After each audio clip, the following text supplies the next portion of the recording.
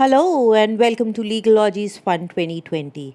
एक बच्चा मुझे ये प्रोजेक्ट दे गया है और मुझे ये समझ नहीं आ रहा है कि ये प्रोजेक्ट मैथ्स में शेप्स का है, इंग्लिश में प्रेपोजिशन या कलर्स और एडजेक्टिव सिखाने के लिए है, या साइंस में फोर्स और मोशन बता रहा है, या आर्ट में इसे सिर्फ सुंदर बनाने के लिए। क्या इसमें आप मेरी कोई हेल्प कर सकते हैं? अब देखो, नीचे शेप्स लिख के आया है। मेरे ख्याल से अब आपका आंसर सही आएगा कि ये जो प्रोजेक्ट है ये मैथ्स के बारे में। कैसे बताया ये आपने? क्योंकि मैथ्स में ये टॉपिक है, और अगर ये टॉपिक मैथ्स के बारे में है, शेप्स के बारे में है, तो ये ज़रूर मैथ्स का होगा, इंग्लिश और साइंस का नहीं है। अब अगर आपको ये समझ में आ गया है तो आज का हमारा टॉपिक भी आपको एक तरह से समझ में आ गया है। और जिस टॉपिक को हम आज करने जा रहे हैं वो है doctrine of pith and substance. जिस तरह से हमने इस प्रोजेक्ट को समझने की कोशिश करी, उसी तरह से कॉन्स्टिट्यूशन को समझने की कोशिश में भी यही कंसेप्ट यूज़ होता है। और ये देखते हैं कि ये कहाँ पर यूज़ होता है और इसकी डिटेल्स क्या है।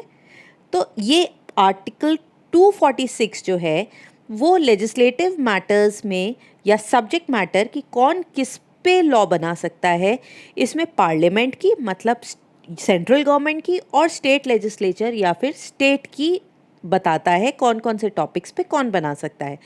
तो 7th शेड्यूल में 3 लिस्ट दी गई हैं, जिनमें एक लिस्ट जो है वो सेंटर के लिए है, दूसरी स्टेट के लिए और तीसरी दोनों के लिए। लेकिन अगर कोई कॉन्फ्लिक्ट होता है तो सेंटर प्रिवेल करता है।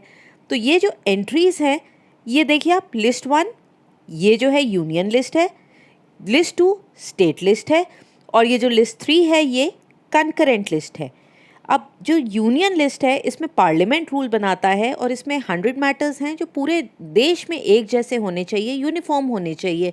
जो स्टेट लिस्ट है उसमें रीजनल और लोकल मैटर्स हैं, जैसे पुलिस हो गई, पब्लिक हेल्थ हो गई। और कंकरेंट लिस्ट में दोनों आते हैं। तो स्टेट लिस्ट पे स्टेट लेजिस्लेचर बनाता है, और कंकरेंट लिस्ट में 52 सब्जेक्ट्स जो है उस पर स्टेट और यूनियन दोनों बना सकते हैं। लेकिन अगर दोनों में कोई कॉन्फ्लिक्ट हो तो स्टेट का लॉ प्रिवेल करता है।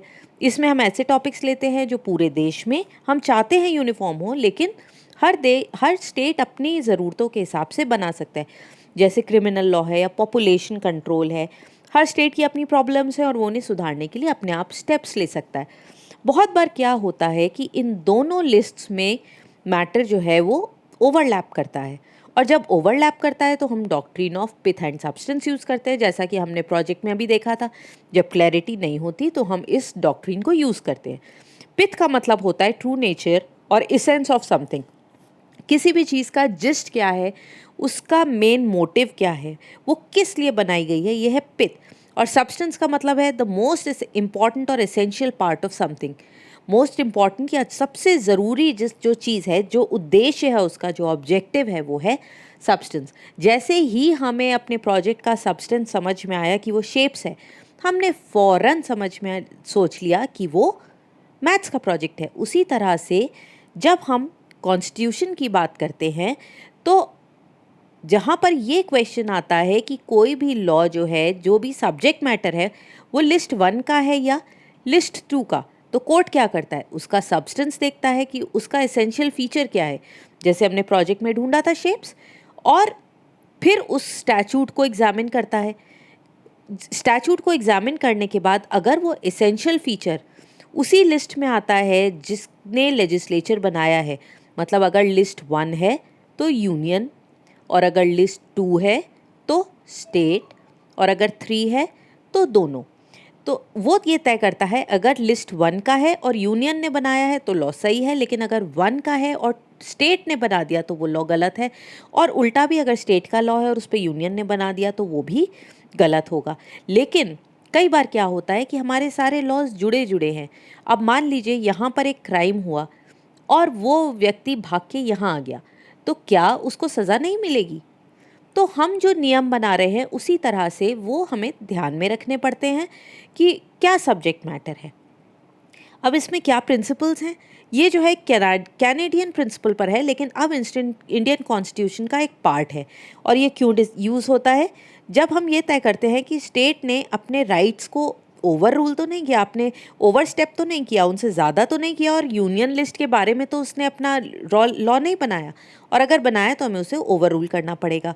कई बार हम ये देखते हैं कि स्टेट ने जो लॉ बनाया है, जो अरेंजमेंट किया है, वो सब्सटैंशियली या ज़्यादातर उसका जो आइडिया है वो स्टेट के ही लिए है।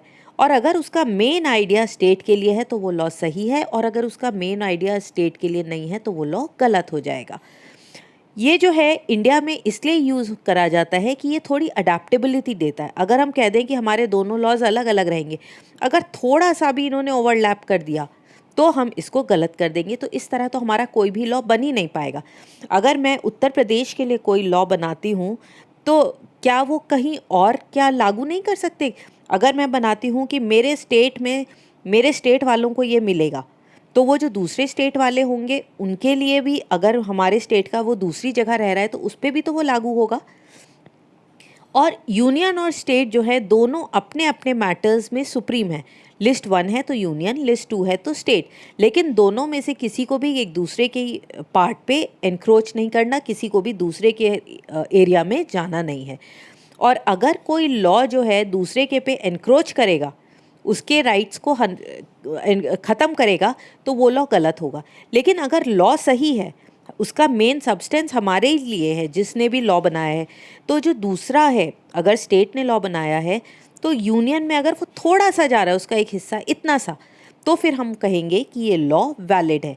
क्यों? क्योंकि उसका जो मेन मैटर है वो स्टेट के अंडर ही आता है।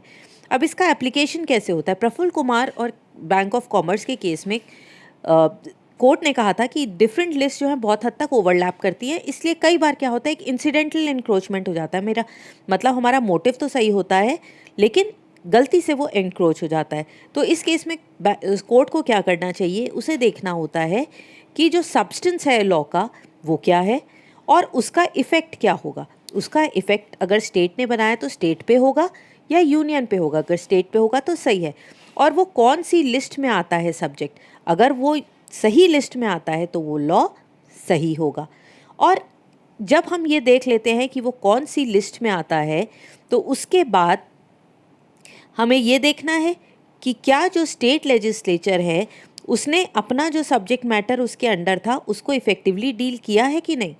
क्या उस लेजिस्लेचर को लॉ बनाने की कॉम्पिटेंस थी? क्या उसको कॉन्स्टिट्यूशन अलाउ करता था वो लॉ बनाने का? और फिर हम ये डिसाइड करते हैं कि ये लॉ किसके पार्ट पे है, स्टेट का है या यूनियन का है, और उसके बेसिस पर डिसाइड करेंगे कि ये जो है पिथ एंड सब्सटेंस में स्टेट का ही है या यूनियन का है। उसके बेसिस पे उसकी वैलिडिटी चेक होती है। तो एक केस हम लेते हैं, state of Bombay versus FN Balsara. इसमें इशू था constitutional validity of Bombay prohibition act. इसमें बॉम्बे की जो गवर्नमेंट थी उसने क्या किया था कि जो इंटॉक्सिकेटिंग लिकर्स थी उनको रिस्ट्रिक्ट कर दिया था, उनकी सेल को अपने स्टेट में। और रिस्ट्रिक्ट इसलिए किया था कि वो उसकी सेल को रोकना चाहते थे। तो इसमें जो इंपोर्ट और एक्सपोर्ट वाले थे उनको नुकसान हो गया, और उन्होंने इसे चैलेंज कर दिया कि इंपोर्ट और एक्सपोर्ट जो है वो सेंट्रल सब्जेक्ट है, और जबकि लिकर जो है वो स्टेट सब्जेक्ट है, वो लिस्ट 2 में आता है।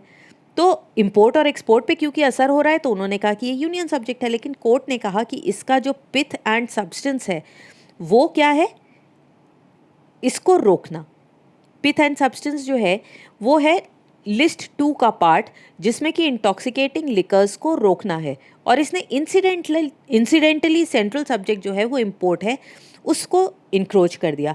लेकिन अगर इसका main motive prohibition of liquor है तो ये लॉ वैलिड है। उसी तरह से प्रफुल्ल कुमार मुखर्जी और बैंक ऑफ कॉमर्स खुलना में भी यही हुआ था। उसके फैक्ट्स थे कि बंगाल मनी लेंडर्स एक्ट को चैलेंज किया गया था। और क्यों किया गया था कि उसमें लिमिटेड अमाउंट जो मनी लेंडर्स थे जो वो लोन देते थे उसमें जो रेट ऑफ इंटरेस्ट और अमाउंट था उसको गवर्नमेंट ने लिमिट कर दिया था, एक रिस्ट्रिक्शन लगा दी थी।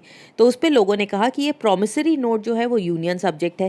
और प्रॉमिसरी नोट क्या होते हैं? जिस तरह से हम पैसे को लेते और देते हैं तो हम एक नोट ले लेते हैं।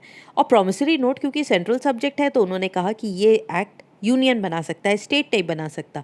तो गवर्नमेंट ने कहा कि इसका मेन सब्सटेंस जो है वो मनी लेंडिंग है, और प्रॉमिसरी नोट तो सिर्फ उसका एक ज़रिया है, मनी लेंड करने का एक तरीका है। और इसलिए ये लॉ वैलिड है, क्योंकि जब मनी लेंडिंग का मैटर है और वो स्टेट मैटर था तो ये वैलिड है। एक और छोटा सा केस है, Ishwari Khetal sugar mills versus state of UP. ये यूपी का 1980 का केस है, थोड़ा नया केस है।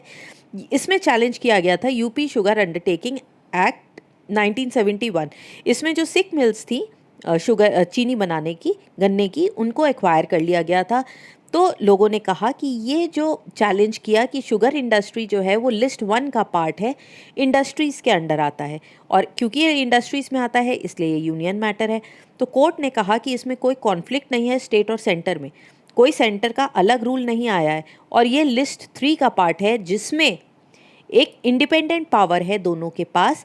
और क्योंकि ये लिस्ट 3 में है एक्विजिशन का एक्ट, और एक्विजिशन जो है क्योंकि वो लिस्ट 3 में है तो इसे स्टेट और यूनियन दोनों बना सकते हैं, और क्योंकि कोई दोनों में कॉन्फ्लिक्ट नहीं है तो ये लॉ वैलिड है।